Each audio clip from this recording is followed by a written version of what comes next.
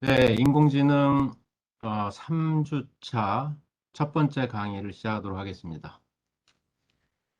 네, 우리가 지금 첫 번째 주제로 이 탐색에 대해서 이야기를 하고 있고, 오늘 이제 남은 부분을 이야기하면서 이 주제를 마무리할 수 있을 것 같습니다.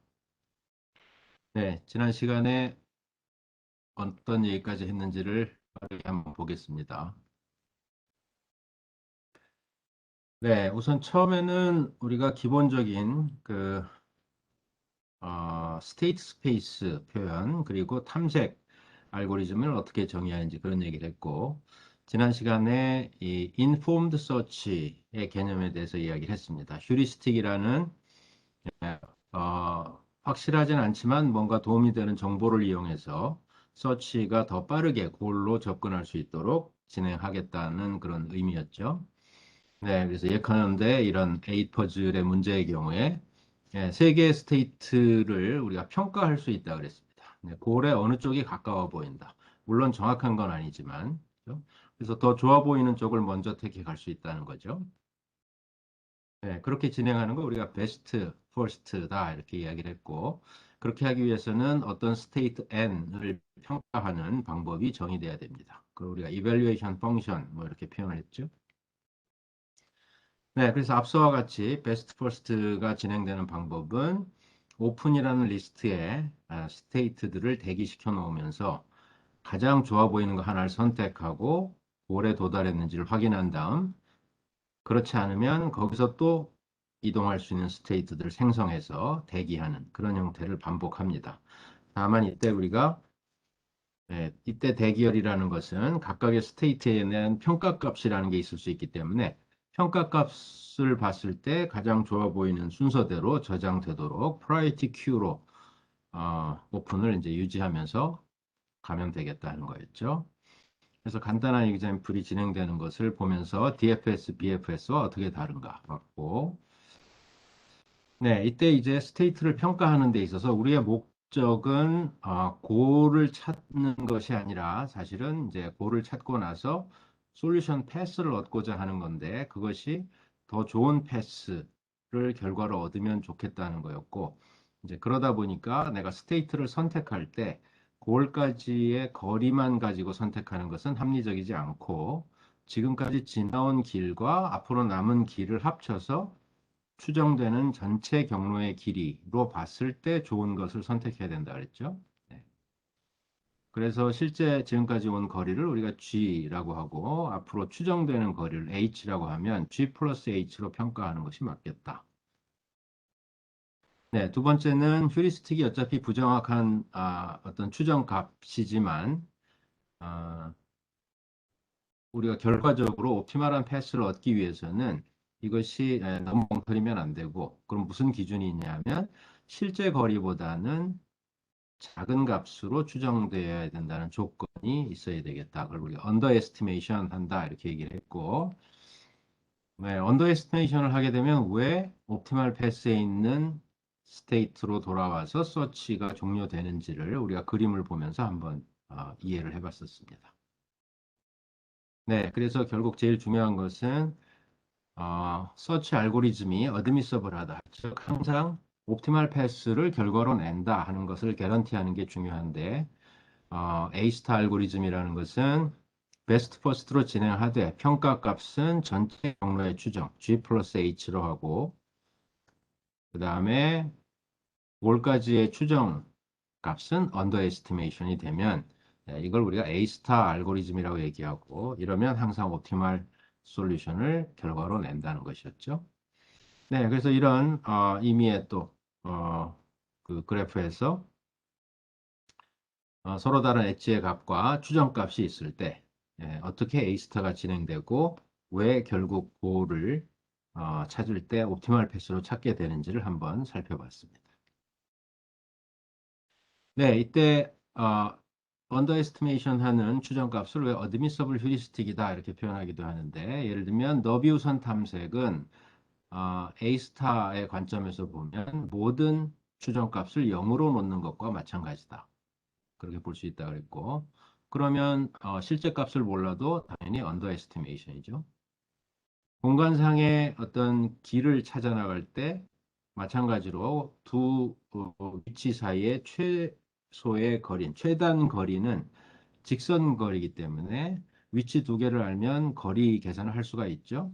그래서 길을 따라가는 실제 거리를 우리가 몰라도 직선 거리로 남은 거리를 추정하게 되면 언더 에스티메이션이다 라는 거였고, 네, A 퍼즐도 마찬가지죠. 세 개의 숫자가 제 위치에 있지 않다면 남은 거리는 얼마인지 모르지만 3보다 분명히 크다. 그렇게 얘기할 수 있다 그랬습니다. 그래서 그런 것이 이제 우리가 A스타에 쓸 수 있는 어떤 정보들이 되는 거고, 네, 그런 게 두 가지 서로 다른 것이 있다면 어느 한쪽이 항상 큰 값을 갖는다고 할 때 큰 값을 갖는 것이 더 정확한 휴리스틱이 되는 거고, 어, 그런 휴리스틱을 썼을 때 서치는 더 빠르게 옵티멀 패스를 찾게 된다. 그랬습니다.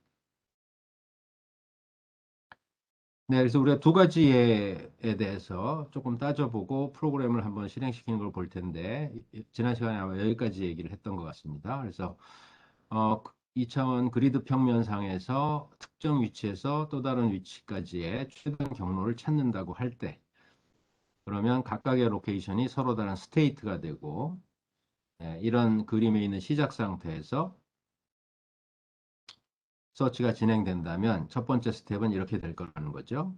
네 개의 인접한 스테이트가 있게 되고 각각에 대해서 평가를 하면 G 값과 H 거기에 따라서 F 값이 계산되고 그걸 가지고 선택을 한 다음 또 거기서 를 이제 찾아 나가는 그런 과정으로 진행된다고 했습니다.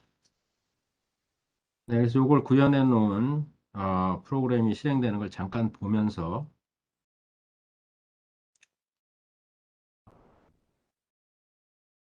네, A스타의 진행을 좀 이해를 해보도록 하겠습니다.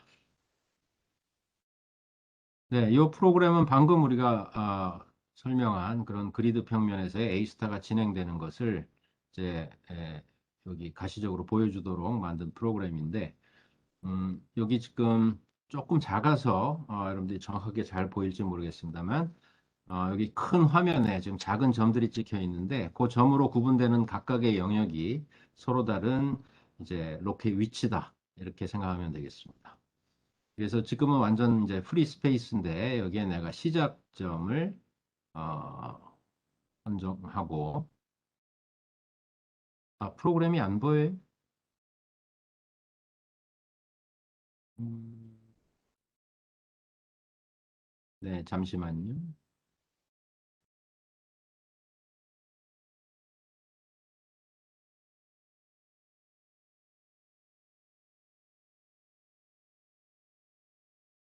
혹시 지금은 보이나요? 안 보이나요?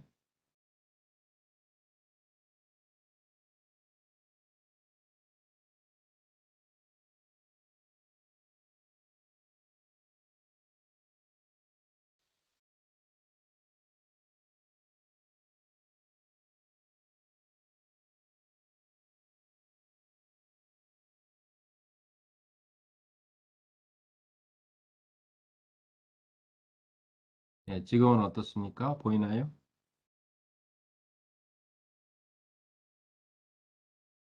네. 이유는 뭔지 모르겠지만, 이게 전체 화면이 다 항상 공유되는 게 아닌가요? 네, 어쨌든 보이면 됐습니다.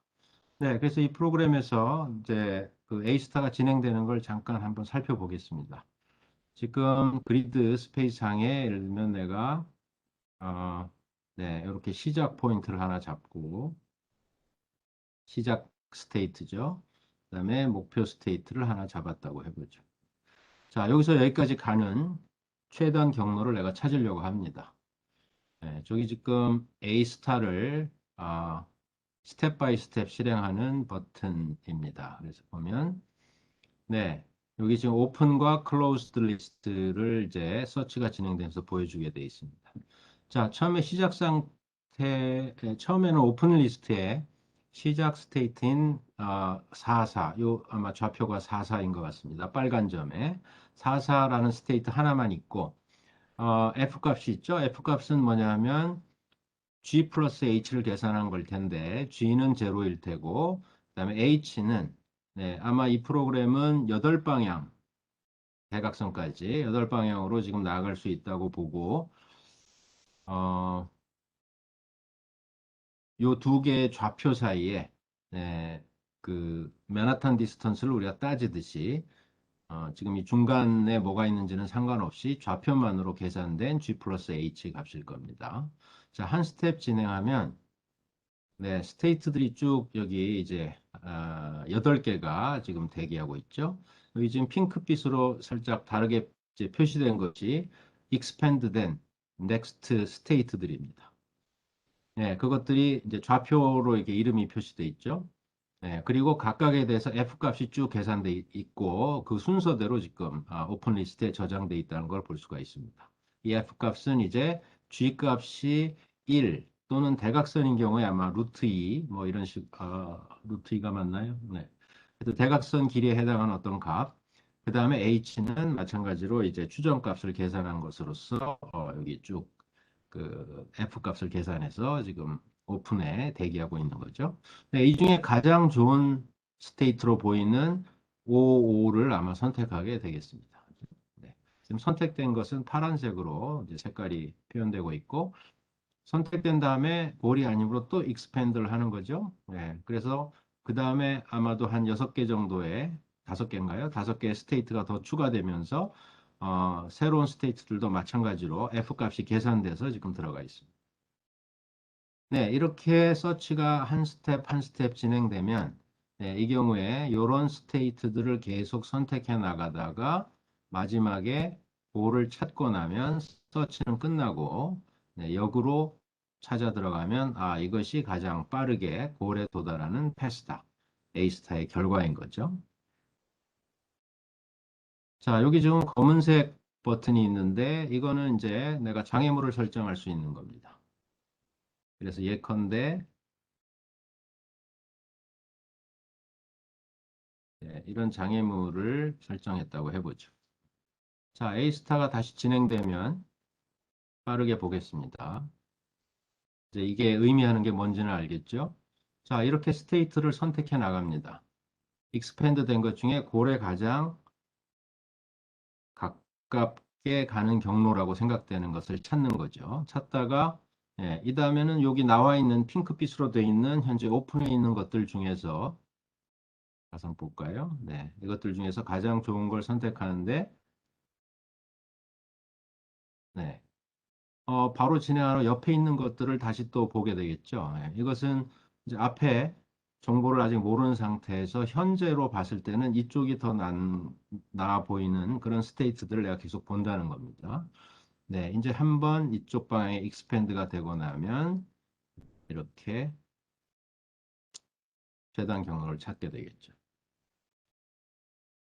만약에 이렇게 장애물이 있다면 이 버튼을 누르면 그냥 한 번에 진행된 결과만을 보여주게 될 텐데 네, 서치는 여기 지금 파란색으로 표시된 이런 스테이트들까지 쭉 가본 후에 결과적으로 얻은 경로는 이렇게 된다는 것이죠. 네, 또 이렇게 장애물을 한번 설치해 보겠습니다.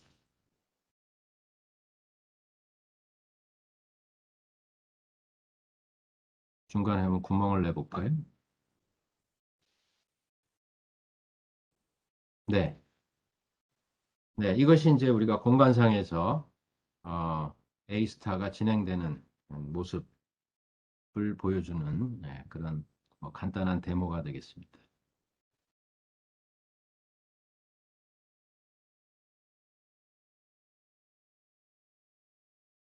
자, 지금 이거는 우리가 길을 표시한 건 아니지만 마치 그것처럼 보이게 장애물을 이렇게 설정한 거죠.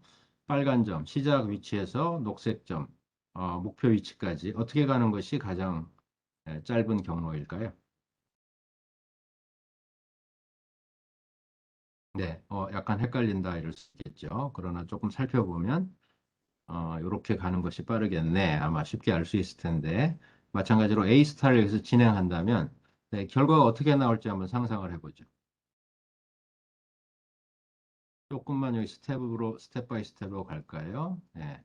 서치는 이렇게 진행을 할 겁니다. 왜냐하면 이쪽이 올 쪽에 더 가까운, 그리고 G까지 포함해서 했을 때 더 짧은 경로로 지금 가게 될 수 있을 것 같이 보이는 스테이트들이라는 거죠. 네.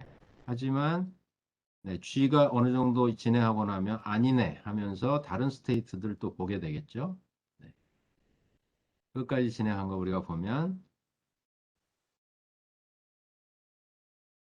최단 경로는 여기 표시된 실선이고 파랗게 표시된 그런 스테이트들을 우리가 A스타가 진행되면서 가봤다라는 것을 알 수가 있겠습니다.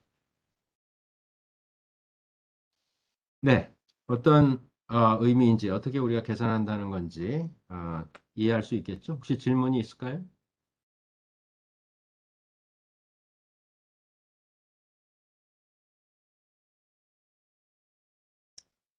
네, 그럼 여기까지만 간단히 보고 이건 마치겠습니다.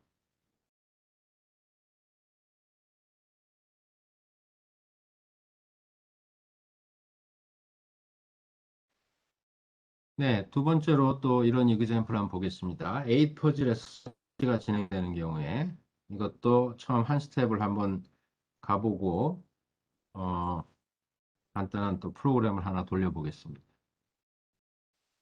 자, 지금 네, 요런 시작 위치에서 요렇게 숫자가 배열된 것으로 맞추고 싶은 것이 이제 문제다. 탐색을 시작하고 우리는 휴리스틱을 그러니까 골까지의 추정 거리를 숫자가 제자리에 있지 않은 것으로 카운트하는 그런 언더에스티메이션을 단순하게 하는 휴리스틱을 쓴다고 해보죠. 자, 여기서 갈 수 있는 스테이트는 총 3개가 사실은 있는데 그림이 지금 2개만 있는 거네요. 세 가지의 서로 다른 스테이트가 있고 각각에 대해서 그럼 평가를 해보면 여기 지금 2개 나와 있는 것을 보면 G는 1이고 둘 다 그렇죠? 시작에서 한 스텝 움직인 H는 여기 제자리에 있지 않은 것들 카운트하기로 했죠? 골까지의 추정값이 3. 두 번째는 골까지의 추정값이 5. 따라서 이것들을 더하면 F값은 N1이 4고 N2는 6이 돼서 나는 이걸 선택해서 또 expand를 한다. 이런 개념입니다. 그렇죠?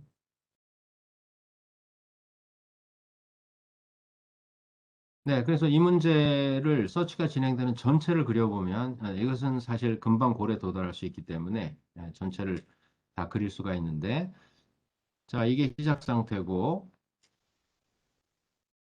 스테이트들이 쭉 익스펜드 되는 과정을 여기 전체를 그렸고 오른편에 보면 이 각각의 스테이트의 G값들이 뭔지가 써 있습니다. 시작 상태는 G값이 0일 테고 거기서 나온 스테이트는 1. 그 다음 거기서 또 나온 스테이트는 2. 뭐 이렇게 돼 있죠. 그리고 단순한 휴리스틱을 써서 평가를 F값을 계산하고 있습니다. 처음에 익스펜드 된 3개의 스테이트 중에 우리가 좀 전에 본 것 같이 6, 4, 6 이런 값을 갖게 되고 그래서 따라서 값이 4인 이 스테이트를 선택하게 되겠죠.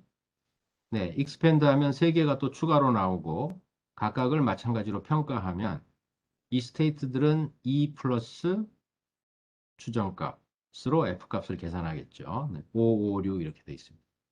앞서 익스펜드 되어 있는 것들도 있지만 다 6이라는 값을 가지고 있으니까 내가 이 스테이트를 선택을 하게 되겠죠. 그리고 또 익스펜드를 하게 될 텐데 그러면 2단계까지 갔을 때 오픈 리스트에는 뭐가 남아있나 생각해 보면 이런 스테이트들이 남아있게 되겠죠. 연하게 지금 표현되어 있는 즉 요런 스테이트들 이건 아까 이미 익스펜드 돼 있는 거고 그다음에 새로 익스펜드 된 거 또 아까 익스펜드 된 거 이런 것들이 다 오픈에 대기하고 있는 스테이트들이 될 테고 이 중에서 가장 F값이 좋은 걸 선택하면 그 다음에는 요게 되겠죠.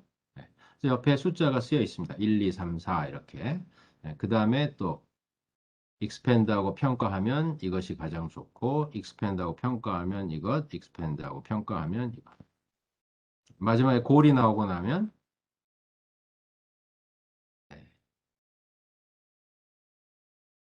솔루션 패스가 얻어지고 이것이 옵티멀 패스입니다. 즉, 옵티멀 패스의 경로의 길이는 5.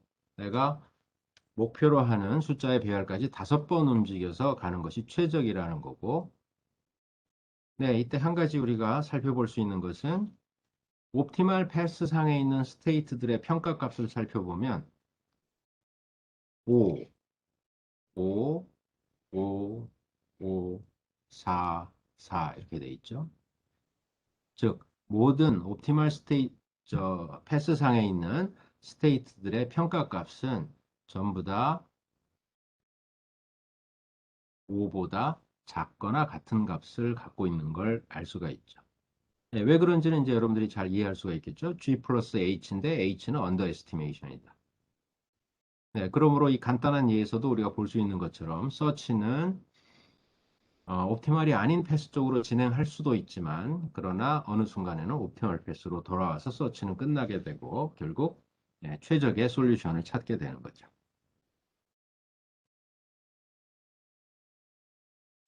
네, 그래서 이 그림은 우리가 BFS인가요? 네, 그걸 했을 때 어떻게 우리가 스테이트들을 쭉 보고 나서 고를 찾게 되는지를 보여주는 그런 그림이었는데 지금 여기 이렇게 쉐이딩이 되어 있는 것은 이 전체가 서치가 되는 것이 BFS이고 이렇게 지금 쉐이딩된 부분을 방문하고 끝나게 되는 이 서치는 우리가 A-스타 알고리즘을 진행했을 때입니다. 훨씬 적은 스페이스를 서치를 하고 옵티멀 솔루션을 찾게 된다는 거죠. 네, 사실 여기에 이걸 A-스타 1이라고 하면 우리가 단순한 휴리스틱이 아니라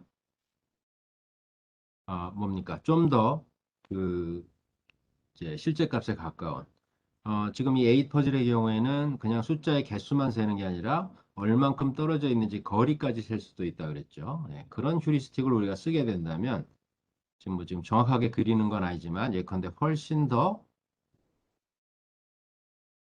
빠르게 서치가 진행될 수 있다 하는 것이 이제 지난 시간에 이야기했던 것이었습니다.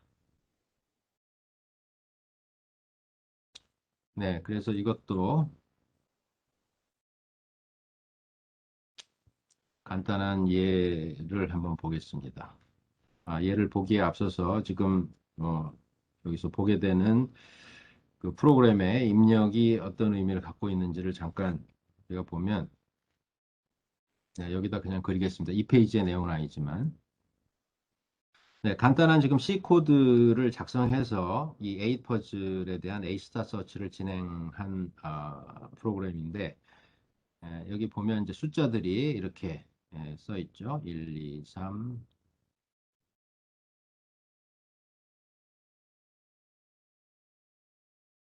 자, 이게 시작 상태고 여기서부터 우리는 어,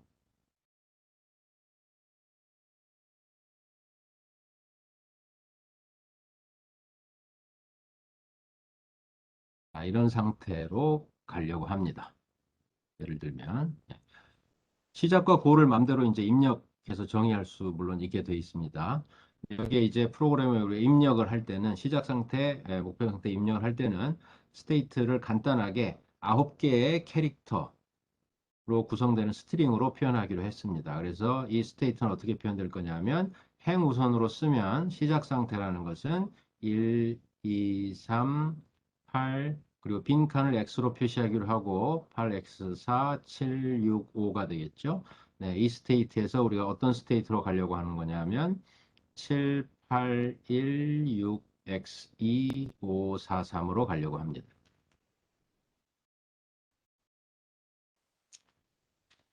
자, 서치를 실제 진행하기 전에 여러분들이 이걸 가만히 보고서 이게 몇 번에 내가 이쪽으로 이렇게 움직여 갈 수 있겠구나. 요런 배열로 숫자를 맞출 수 있겠구나. 혹시 눈에 보이는 게 있나요?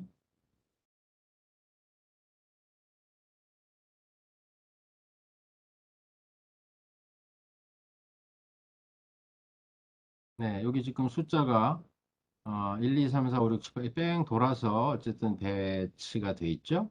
네. 그렇다면, 그런데 이걸 그대로 돌릴 수는 없습니다. 그죠? 네. 몇 번에 갈 수 있을까요?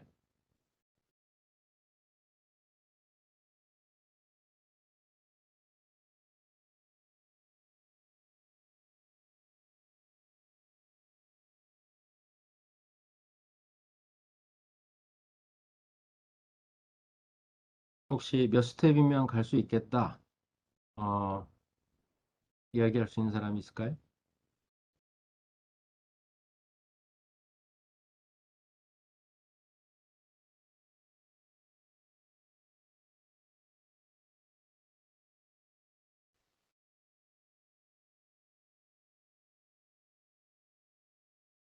네, 혹시 틀릴까 봐 이야기를 주저하나요?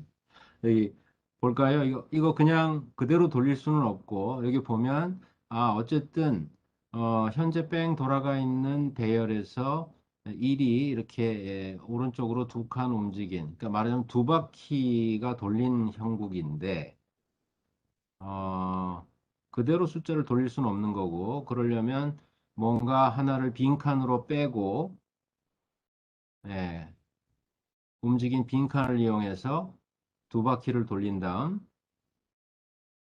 가운데로 옮겼던 걸 제자리에 넣으면 되겠다. 이렇게 생각을 할 수가 있겠죠? 그러면 총 몇 번 움직이면 시작에서 골까지 갈 수가 있습니까?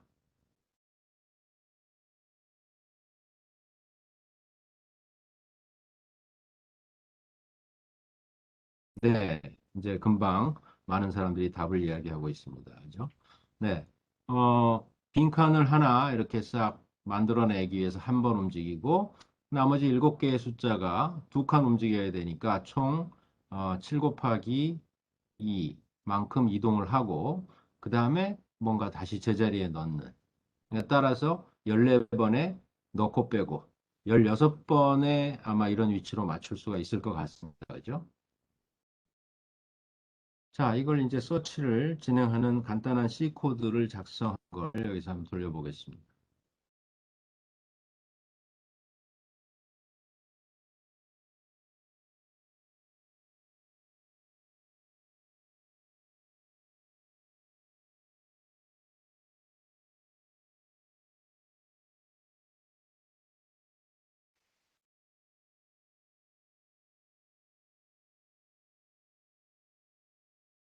네, 여기 두 가지 버전, 똑같은 프로그램에 두 가지 버전이 있습니다. 하나는 단순한 휴리스틱을 쓴 것, 그러니까 숫자를 센 거죠. 우리가 지금 앞서 본 것처럼. 두 번째 휴리스틱은 어, 숫자가 떨어져 있는 거리까지 감안해서 추정한 것, 두 가지입니다. 화면이 혹시 보이나요?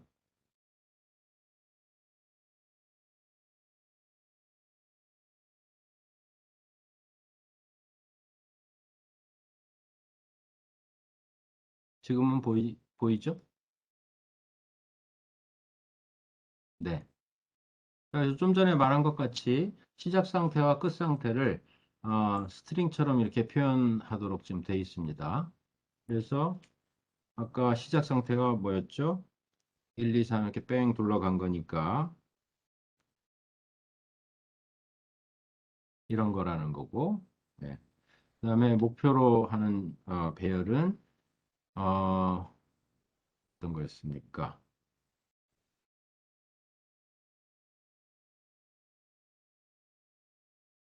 뭐 이런 거였을 것 같습니다. 그죠? 네, 무슨 의미인지 이해하겠죠?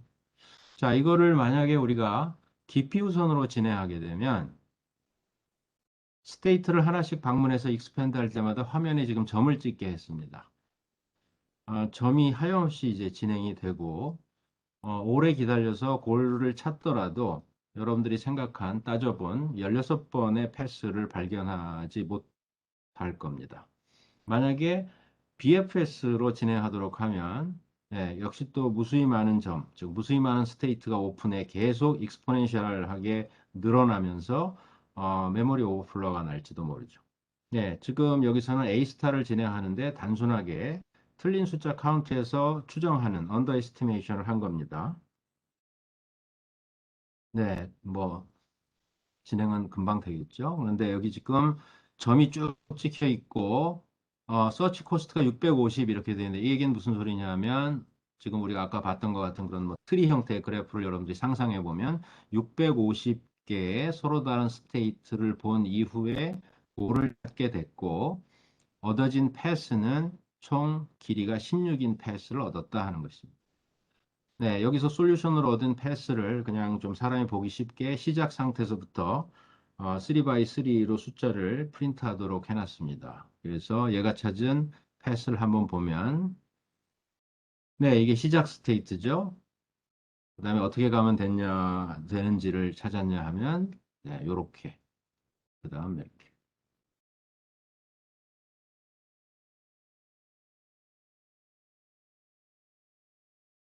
하고서 네, 원하는 배열까지 갈 수 있다는 거고 네, 16번 움직여서 이렇게 갔다는 거죠. 이게 옵티멀 패스입니다.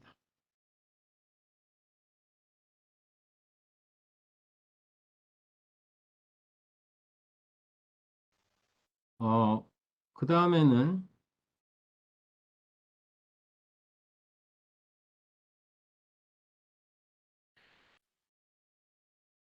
네, 똑같은 시작 상태와 끝 상태를 가지고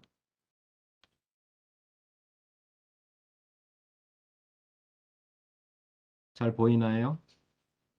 보이죠?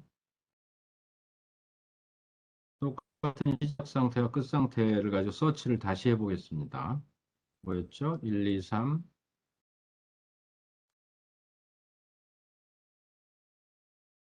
네, 이게 시작 상태고 끝 상태는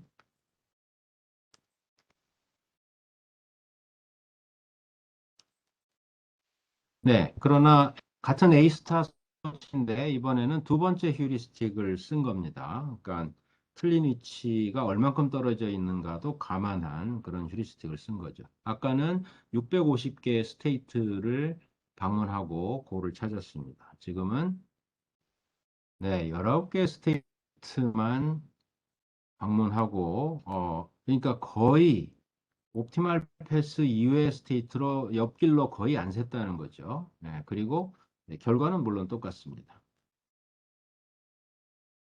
네, 이 서치에서 찾아낸 경로는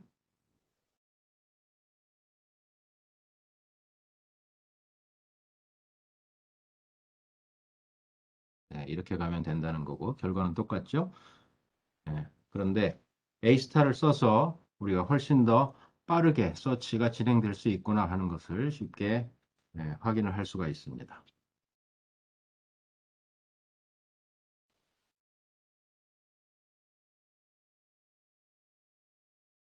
네, 그래서 방금 우리가 본 그 프로그램을 여러분들한테 짜라고 숙제를 낼 텐데,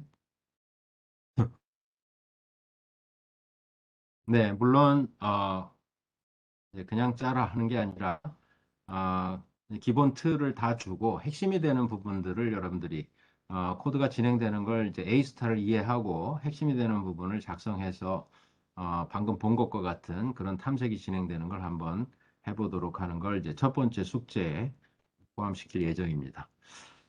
네, 숙제에 대한 얘기는 이따가 혹시 시간이 있거나 아니면 다음 시간에 간단히 이야기를 하도록 하겠습니다. 혹시 다음 시간 전에라도 숙제를 올릴 수는 있습니다. 네. 지금까지 본 그 예들에 대해서 혹시 질문이 있을까요?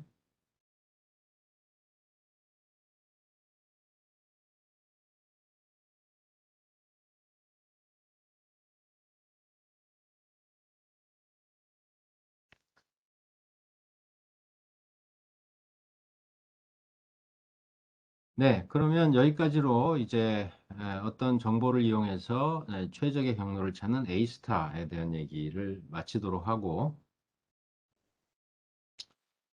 네. 또 그 밖에 서치와 관련된 몇 가지 주제를 이야기하겠습니다. 요거는 조금 우리가 건너뛰겠습니다. 마지막에 시간을 보고 생략을 혹시 할 수도 있습니다.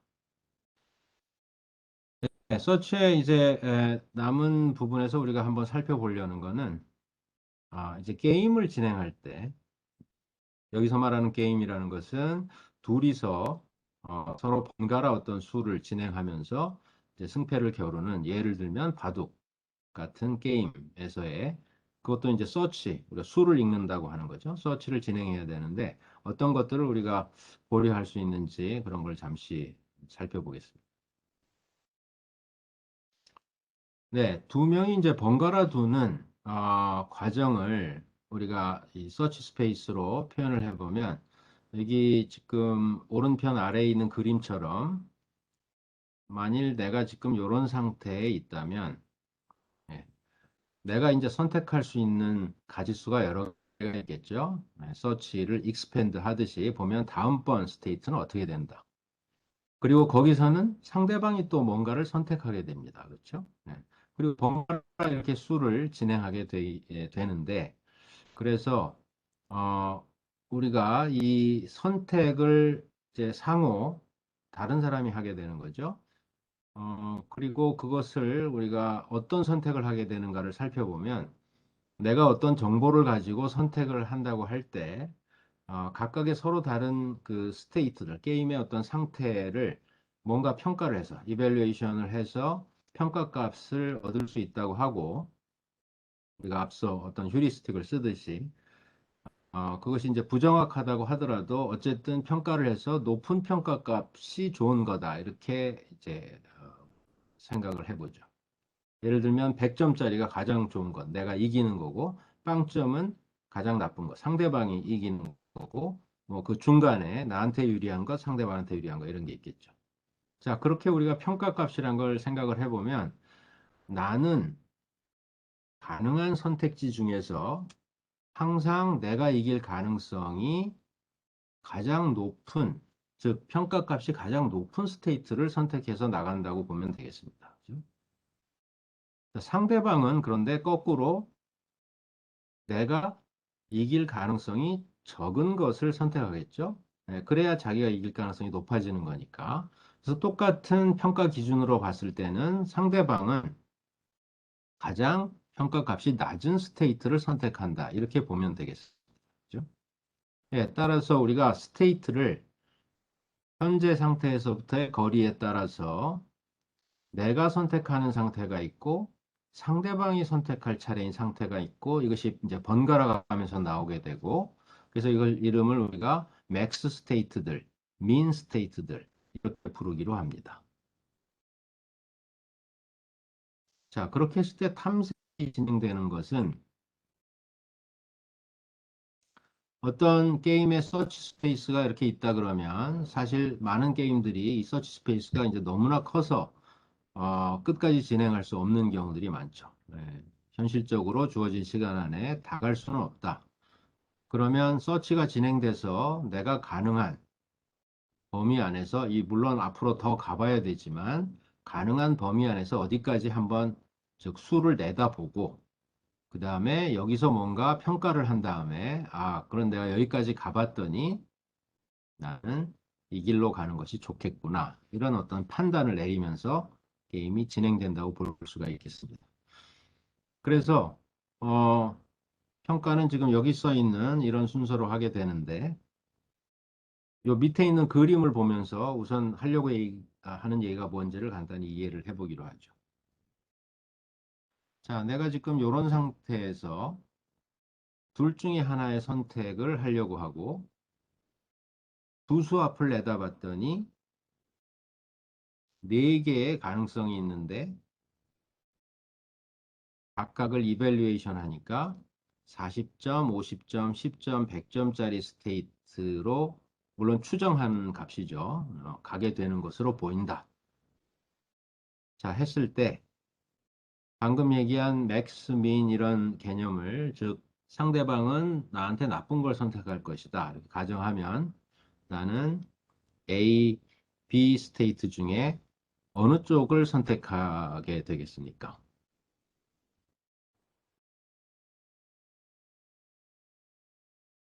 왼쪽으로 가는 게 맞을까요? 오른쪽으로 가는 게 맞을까요?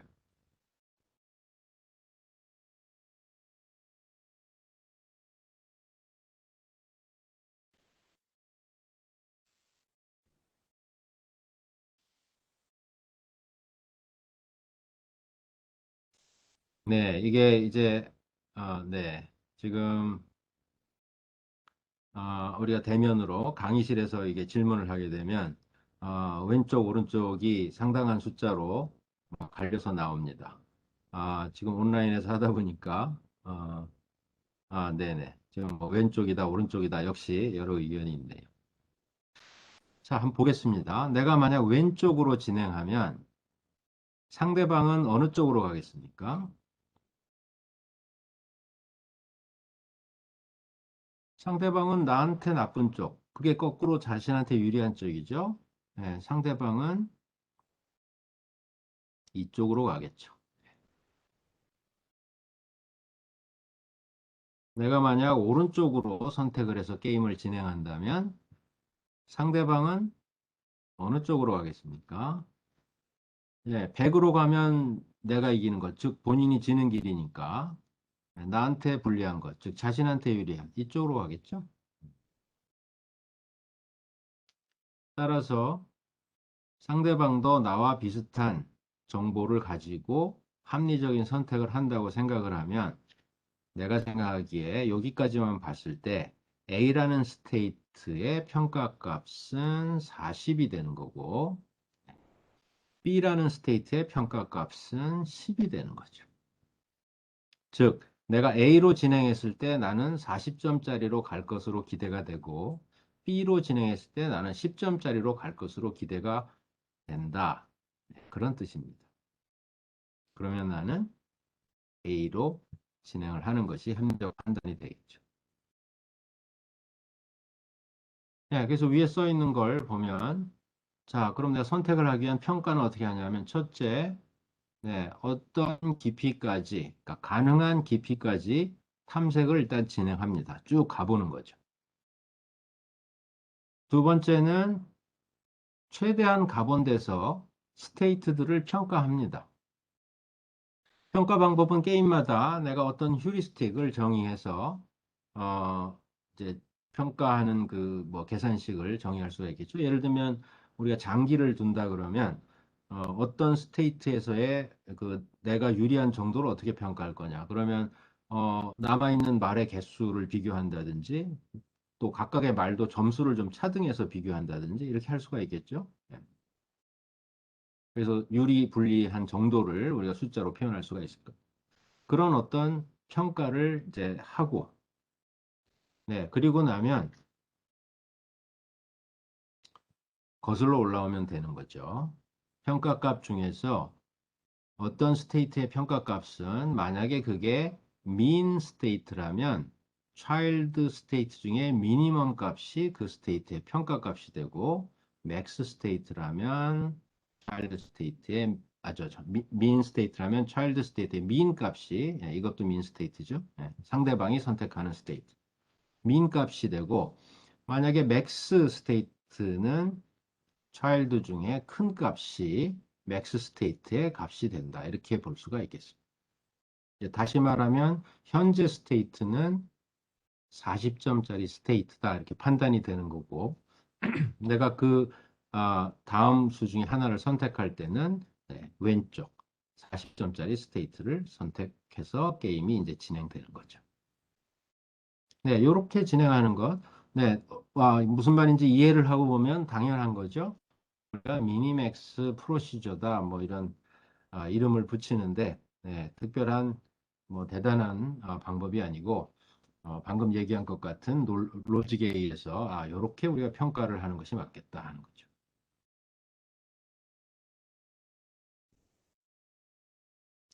네, 그래서 여기 뭐 조금 더 몇 스텝 그려놓은 예제를 가지고 만약 따져보면 이런 겁니다.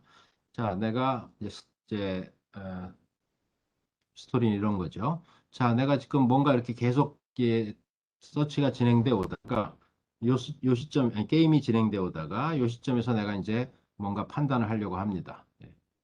자, 그래서 내가 한 세 스텝을 내려가 봤다는 거죠. 세 스텝을 내려가 봤더니 이렇게 11가지 가능성 중에 하나로 가게 되는 겁니다.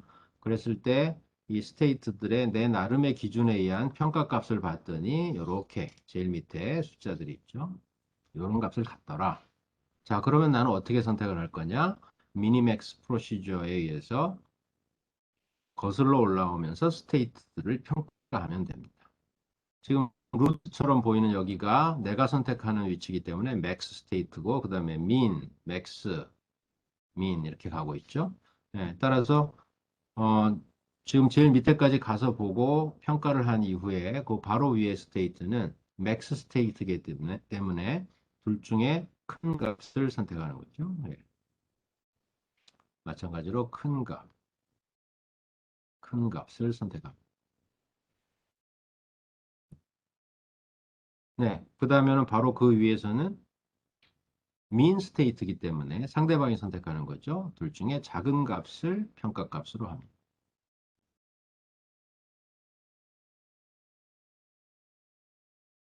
네, 그 다음에 또 거슬러 올라올 때는 내가 선택할 차례니까 나는 큰 것 쪽으로 움직이겠죠. 그래서 값은 3이 되고 현재 스테이트의 값은 3이고 나는 제일 왼쪽 스테이트로 진행하겠다.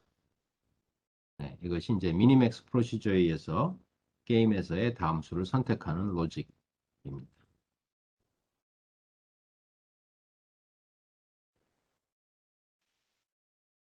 자, 이때도 우리가 일반적인 이제 서치를 할 때 고을까지의 경로를 찾는다.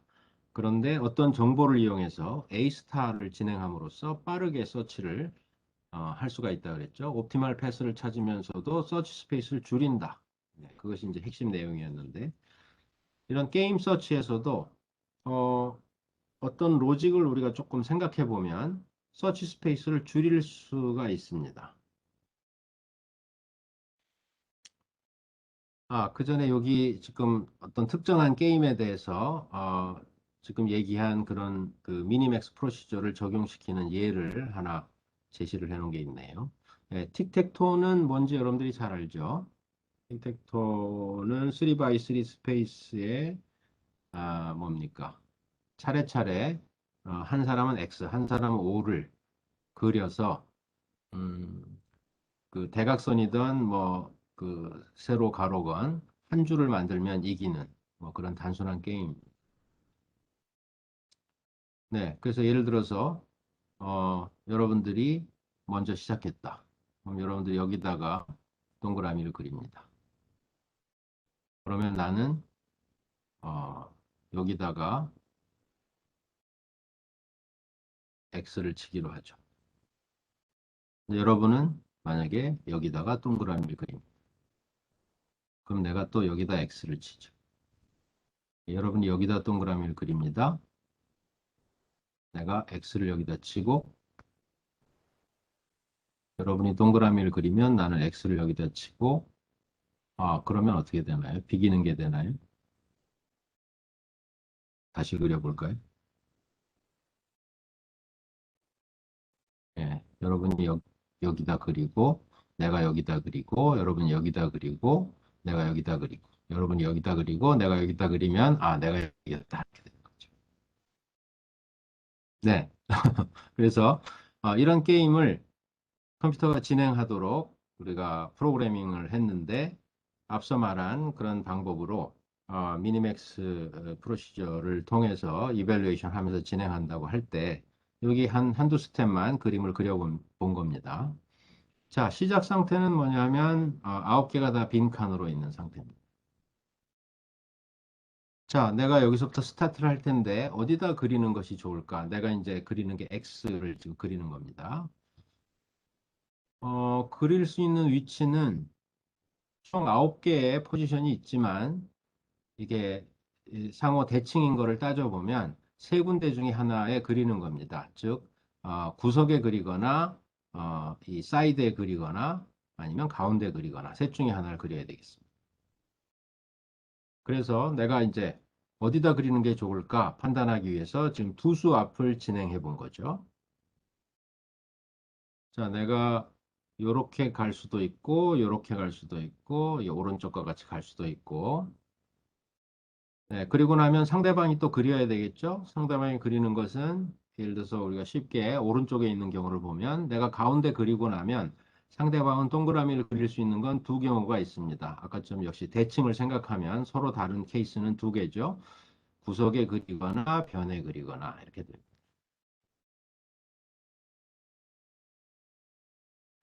자, 이제 이 각각의 스테이트에 대해서 여기까지만 내가 볼 수 있다고 가정하고 이밸류에이션을 한다고 해보죠.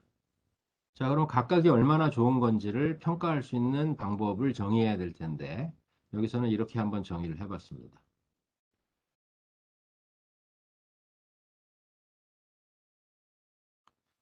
앞으로 더 가봐야 되겠지만 현재 상태에서 이길 수 있는 길이 몇 개나 남아있나? 그게 많이 남아있는 게 좋은 스테이트라고 볼 수가 있겠죠. 네, 그런데 이제 상대방이 이길 수 있는 경우도 생각을 해봐야 되니까 이거는 뭐냐면 내가 이길 수 있는 경우와 상대방이 이길 수 있는 경우의 차이를 계산해 볼 수 있겠다 이렇게 생각한 겁니다. 그래서 예컨대 이런 스테이트 같으면 예, 지금 이렇게 돼 있는데 자 내가 이길 수 있는 경우는 몇 가지가 있는가 봤더니 하나, 둘, 셋, 넷, 다섯 가지의 경우가 있고 그렇죠? 네. 상대방이 이길 수 있는 경우를 따져봤더니 하나, 둘, 셋, 네 경우가 있군요. 그죠? 그래서 둘 사이의 차이를 봤더니 1이다. 자, 마찬가지로 모든 가능한 투 스텝 앞에 가능한 배치들에 대해서 우리가 이렇게 이길 수 있는 경우의 수를 따져봤을 때 두 개의 차를 구하면 이것은 1, 0, 1, 0, 마이너스 1은 상대방이 이길 가능성이 오히려 높은 스테이트라는 거죠. 상대방이 이기는 경우의 수가 더 많은 마이너스 1, 0, 마이너스 1, 0, 마이너스 2, 1, 2 이렇게 됐습니다. 자, 그럼 이제 거슬러 올라오면서 평가를 하는 거죠. 이게 현재가 맥스 스테이트고 그 다음 민 스테이트, 그 다음 맥스 스테이트 뭐 이렇게 가니까 네, 민 스테이트에선 아래 평가한 것들 중에 가장 작은가 이게 되겠네요. 그래서 이건 마이너스 1점이 됩니다. 가운데 있는 것은 밑에 있는 것 중에 가장 작은 마이너스 2점이 되죠. 오른쪽에 있는 건 밑에 있는 것 중에 가장 작은 거 1점이 되죠. 네, 그러면 현재 상태는 넥스트 스테이트 중에 맥스 값 1점이 되는 거고 셋 중에 하나를 선택할 때 나는 오케이. 가운데에 먼저 두는 것이 유리하겠구나. 이렇게 게임은 진행되겠습니다.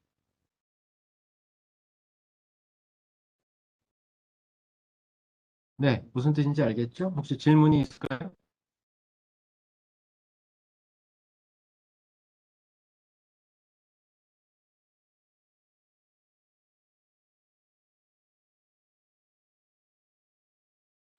네, 그럼 아까의 얘기로 돌아가서 이런 게임에서의 서치를 할 때도 우리가 서치 스페이스를 줄이는 로직을 생각할 수 있다 그랬습니다.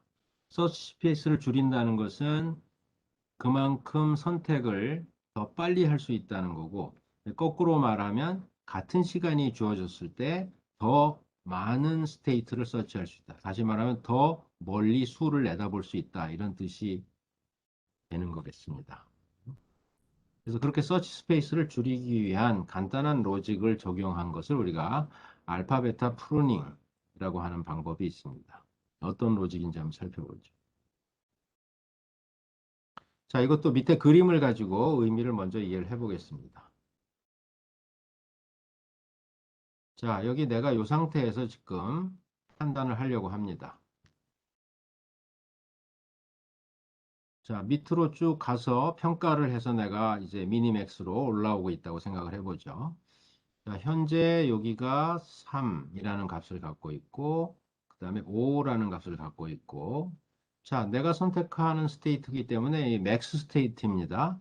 그럼 아직 서치가 진행되지 않았다고 생각을 하고, 여기까지만 우선 본 상태라고 해보죠.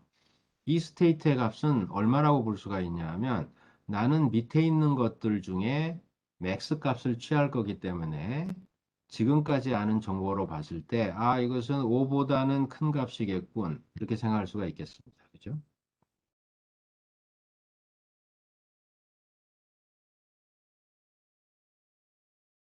자, 요 5 바로 옆에 있는 스테이트. 이 스테이트는 몇 점짜리인가 보면 이것은 민 스테이트이기 때문에 child의 미니멈 값이 이 스테이트의 평가 값이 될 겁니다. 지금까지 내가 아는 정보는 이게 6, 그 다음이 4라면, 네, 이건 아직 모르지만 이 값은 내가 민을 선택할 거니까 어쨌든 4보다는 작은 값이겠네 라는 걸 알 수가 있겠죠.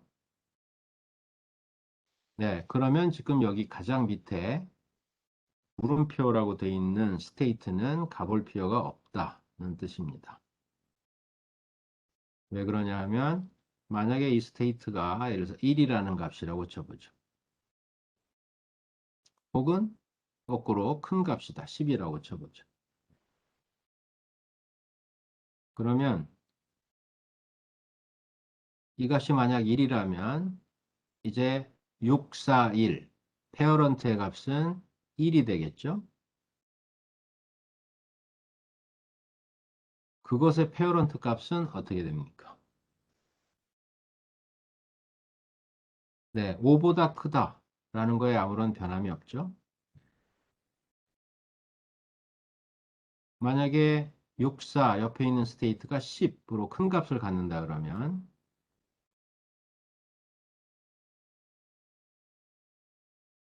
네, 페어런트 값은 현재 4보다 작다인데 그 값을 그대로 유지할 겁니다. 4보다 작은 어떤 값이다. 그거의 페어런트 값은 어떻게 되냐면 네, 5보다 큰 값이 될 건데 이 값이 4다. 역시 영향을 못 주겠죠. 5보다 큰 값을 유지합니다. 따라서 아무런 결과에 영향을 주지 못한다는 거죠. 네, 이런 논리로 이 값을 우리가 가서 볼 필요가 없다. 뭐 이런 뜻입니다. 네, 이 알고리즘이라고 써 있는 걸 우리가 정리해 보면 탐색은 이렇게 진행합니다. 특정한 위치까지 모든 스테이트를 가보는 게 아니라 서치는 깊이 우선처럼 진행합니다. 네, 하지만 depth의 바운드를 둬서 제한된 시간 같은 게 있을 거라고 보고 내가 다섯 수 앞까지만 보겠다 이런 게 있죠. 그런데 순서를 깊이 우선으로 차례차례 진행한다는 겁니다. 네, 그러면서 모든 중간 스테이트들의 알파, 베타 이런 값들을 기록합니다. 알파는 내가 지금까지 가본 걸로 봤을 때 맥스 노드의 현재까지 알고 있는 최대값. 그래서 오른쪽 아래 그림에 보면 예컨대 루트에 해당하는 이 스테이트는 맥스 스테이트인데 내가 3, 5까지 알고 있다 지금. 그러면 이 값을 우리 5라고 한다는 겁니다. 즉, 이 스테이트의 평가값은 현재 5고 앞으로 더 커질 거다. 이런 값. 커질 수 있다. 그런 의미인 거죠. 네, 거꾸로 베타는 민 스테이트의 값으로서 지금 여기 4보다 작다고 표시해 놓은 건 내가 지금까지 6, 4 이런 값을 봤다. 그러면 현재 값이 4라는 거고 민 스테이트에서 베타 값이 4라는 건 앞으로 이 스테이트의 평가 값은 4보다 같거나 작을 것이다 하는 걸 말하는 거죠. 자, 그럼 우리가 밑에 따져본 것처럼 이제 이걸 차례차례 이렇게 가보고 이렇게 가보고 이렇게 가보고 이렇게 깊이 우선 DFS로 가볼 텐데 자, 여기에 내가 가볼 차례가 됐을 때 이 값이 1이던 10이던 상관없이 페어런트의 베타 값은 변할 수 있습니다. 그렇죠? 베타 값은 1로 바뀌거나 혹은 4를 유지하거나. 그런데 그것의 또 페어런트의 값은 5에서 변함이 없겠죠. 왜냐하면 나는 어차피 5보다 큰 값이 될 건데 내 child가 4, 이미 4고 그거보다 더 작아져 봐야 아무런 결과의 변화를 못 주게 된다. 알파 값이 바뀌지 않는다는 뜻이죠. 네, 바로 그 논리를 여기 이렇게 표현한 겁니다. 만약에 어떤 스테이트의 베타 값이 페어런트의 알파보다 작으면 지금 이렇게 돼 있죠.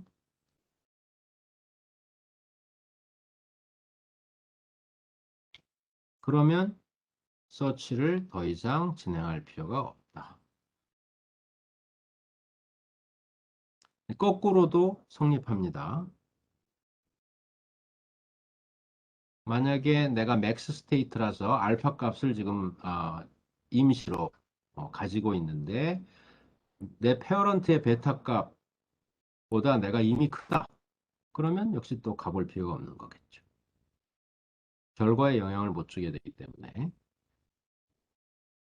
여기 써 있는 것처럼 네, 이런 잠정적인 값이라는 게 알파 값이라는 건 항상 증가를 계속하는 값인 거고 베타는 감소를 계속하는 값이기 때문에 페어런트 차일드 관계의 관계를 따져보면 네, 어떤 지점에서는 서치를 진행할 필요가 없다는 것을 우리가 알 수가 있습니다.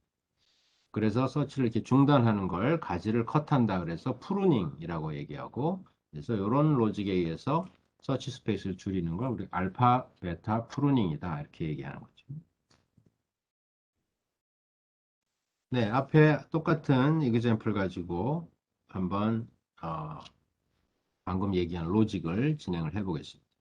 자, 서치는 깊이 우선으로 이렇게 진행합니다. 뎁스 바운드는 이제 3로 한다고 쳐보죠.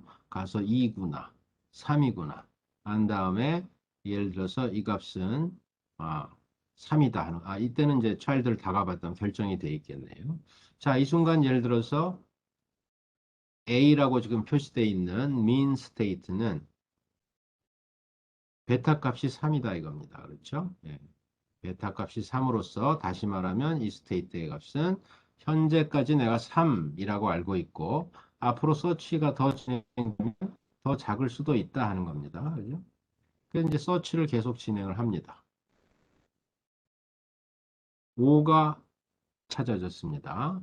그럼 지금 B라고 표시되어 있는 노드는 즉 알파 값을 가지고 있을 텐데 얘는 5보다 큰 값이 되겠죠? 그러면 서치를 더 진행할 필요가 없다. 왜냐하면 이미 페어런트가 3보다 작은 값으로 갈 텐데 내가 5보다 큰 값이 더 뭐가 있나를 찾을 필요가 없는 거겠죠. 3으로 확정이 되는 겁니다. 네, 똑같은 논리로 지금 D라는 스테이트는 페어런트가 현재 맥스 스테이트로서 알파 값, 즉 이 값은 3보다 큰 값을 가질 것이다. 이렇게 알고 있습니다. 서치가 진행돼서 0, 그리고 D라는 스테이트에서 우리 한번 살펴보면 이게 베타라는 값을 가질 텐데 다시 말하면 서치가 진행되면 네, 값이 바뀔 수는 있지만 어쨌든 0보다 작을 것이다 하는 거죠. 이 뒤로 전체를 가볼 필요가 없겠습니다. 2도 마찬가지입니다. 서치가 진행돼서 2다, 2다, 2보다 앞으로 더 가보면 어떻게 됩니까? 같거나 작은 값으로 가겠죠. 마찬가지로 베타 값이. 그러면 가볼 필요가 없다. 네, 이렇게 따지면 어떻게 됐습니까? 원래 11개의 스테이트를 가보고 평가를 했었던 것과 비교했을 때 지금 6개의 스테이트만 가보고 그러나 결론은 똑같이 나는 거죠. 이쪽으로 가봐야 되겠구나. 왜냐하면 이것의 평가값이 3으로 확정되기 때문에. 네, 보통 이런 로직을 쓰면 대략 한 50% 정도 스페이스를 줄일 수 있다. 이렇게 이야기를 할 수가 있습니다.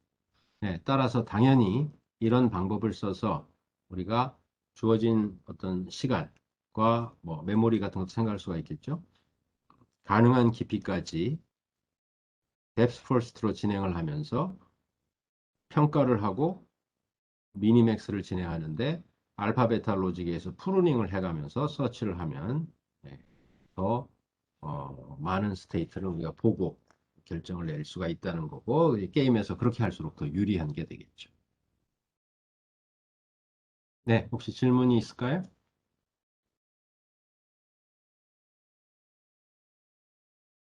네, 그냥 보면 약간 헷갈릴 수도 있는데 무슨 전혀 심오한 얘기가 아니니까 여러분들이 이그젬플 가지고 이렇게 앞뒤로 위아래로 따져보면 무슨 얘기인지 이해하는데 아무 문제는 없을 것 같습니다.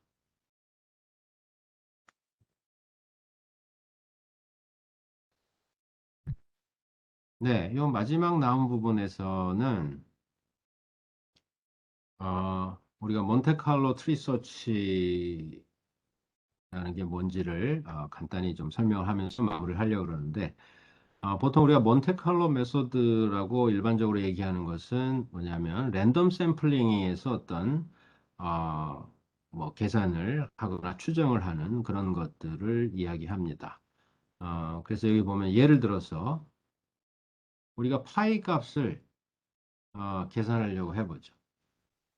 그러면 이제 어떤 수식에 의한 어떤 해석적인 방법을 통해서 파이 값을 이제 계산해내는 그런 어떤 과정이 있을 수가 있는데 파이 값을 계산하기 위한 몬테칼로 방식이라는 것은 예컨대 이런 겁니다. 우리가 이렇게 해보는 겁니다. 길이가 1인 영역을 설정합니다. 정사각형 영역을. 그리고 반지름이 1인 원의 영역을 설정을 합니다. 4분의 1 원이죠, 이거는. 자, 그래 놓고 내가 시뮬레이션을 하는 겁니다. 0에서 1 사이에 랜덤 값 XY를 생성을 해가면서 그 XY 좌표에 따라서 이 공간 안에 점을 찍는 거죠. 밑에 보면 뭐 이렇게 자잘하게 지금 보이는데 이것들이 이제 랜덤 샘플링을 해서 점을 찍은 모습을 보여주고 있고 자 그리고 나서 그러면 파이를 우리가 어떻게 계산할 거냐면 여기 지금 빨간색으로 표시된 점이 원 안에 들어와 있는 점이고 네, 파란색으로 되어 있는 점이 이제 원 바깥에 있는 점이죠. 네, 그걸 우리가 판단할 수가 있겠습니다. 그러면 그 점의 개수를 우리가 쉬어보면 여기 지금 오타가 좀 있군요.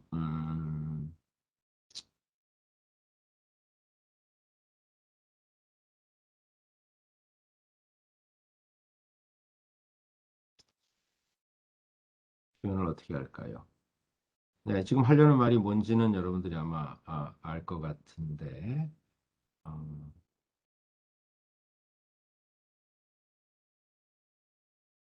네, 전체 포인트의 개수분의 4분의 1 원 안에 즉 빨간색 점의 개수를 우리가 씌어서 비교를 하면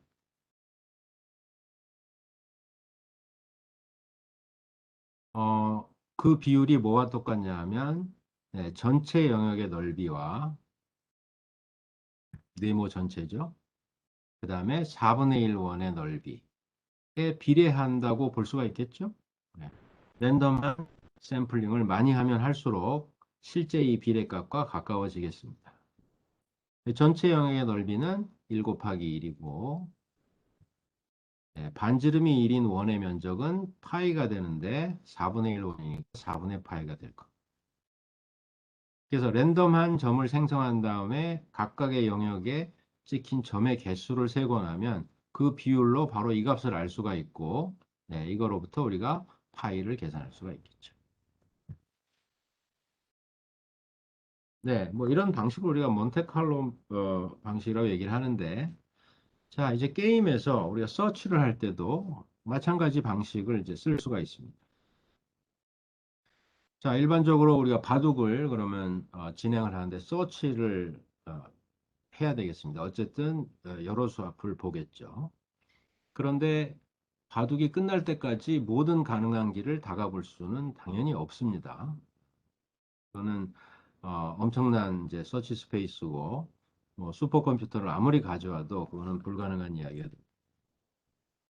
그래서 우리가 이제 뭔가 어, 부분적인 정보를 가지고 평가를 하면서 서치를 진행해야 되는데 몬테칼로 트리 서치라는 것은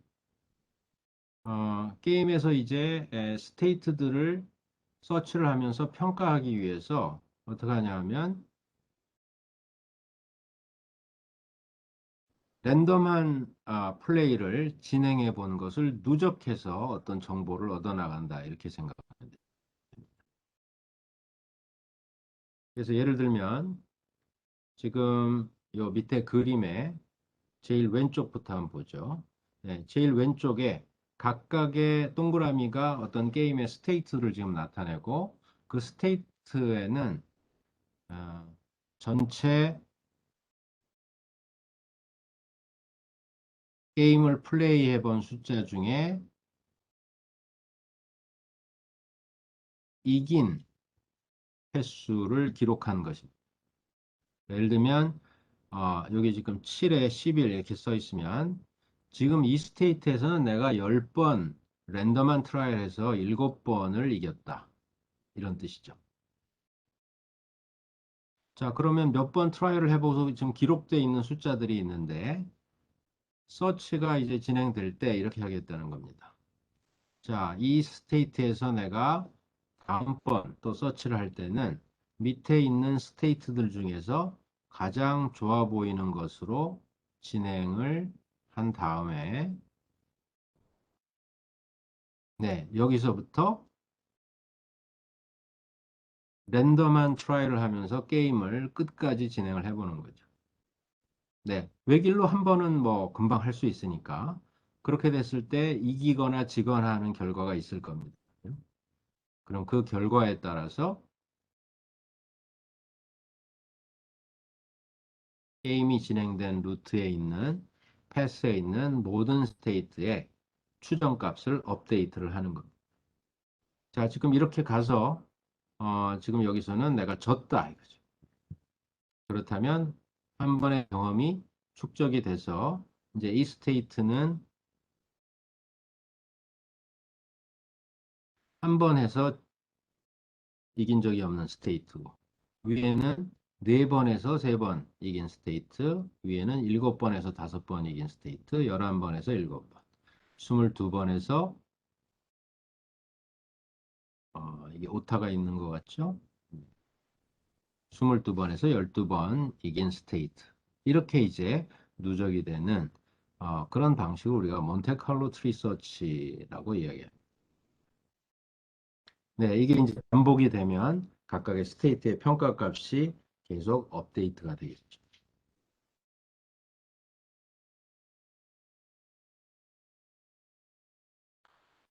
자, 이제 물론 트라이를 할 때, 그냥 단순히 이렇게만 해가지고 좋은 수를 찾아서 진행이 되긴 어렵겠죠. 왜냐하면 이건 랜덤 플레이가 누적되는 것일 뿐만 아니라, 우리가 이제 어느 한쪽이 조금 좋은 결과를 얻게 되면 매번 그쪽을 자꾸 시도하게 되는 그런 결과가 있을 수가 있겠습니다. 그래서 우리가 랜덤한 선택을 할 필요도 있고, 어, 이제 사실 우리가 알파고 같은 그 이제 프로그램이 바둑을 둘 때는 기본적으로는 서치를 하는 거죠. 네, 기본적인 서치는 하는데 그런데 이 다음 스테이트들을 평가할 때, 그러니까 어떤 스테이트가 내가 이길 확률이 얼마냐 이런 것들을 평가할 때 우리가 굉장히 많은 데이터로부터 추적된 값으로 이제 신경망 모델의 딥러닝 모델에 의해서 그 이길 확률들을 이제 얻는 그런 방법이 이제 들어간 것이 알파고 같은 모델이겠습니다. 네, 그 부분은 우리가 나중에 학기 이제 그 후반부에 가서 딥러닝 모델들을 얘기할 때 우리가 간단히 한번 또 그 원리를 소개를 하도록 하겠습니다. 네, 어, 혹시 질문이 있을까요?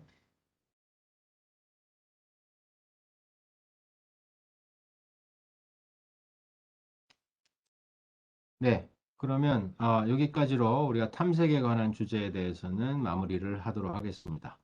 아까 말한 것처럼 곧 숙제, 첫 번째 숙제가 나갈 수 있고, 거기에 여러분들이 뭐 이렇게 그 우리가 탐색에서 얘기한 알고리즘들을 적용해서 손으로 진행해 보는 그런 문제들로 구성이 되는데, 그 중에 하나는 앞서 우리가 잠깐 봤던 8퍼즐이라는 간단한 문제를 대상으로 데이터 구현해서 한번 진행해 보는 그런 프로그램을 작성하는 게 포함될 예정입니다. 학기 처음에 시작할 때 우리가 뒤에 머신러닝 쪽에 가면 파이썬과 그 라이브러리를 쓰는 것들을 좀 일부 할 거라 그랬고, 그래서 여러분들이 뭐 이미 알고 있는 사람이 많지만 혹시 접하지 않은 사람 파이썬을 조금 봐두는 게 좋겠다 그랬죠. 숙제도 우리가 샘플 코드를 파이썬으로 제공을 할 겁니다. 물론 그렇지만 아직 난 뭐 C는 도사같이 하는데 파이썬은 아직 좀 익숙하지가 않다. 그럼 C로 작성한 코드를 제출해도 상관은 없습니다. 네, 숙제에 관한 얘기는 다음 시간에 하기로 하고 오늘은 여기서 마치도록 하겠습니다. 네, 이상입니다.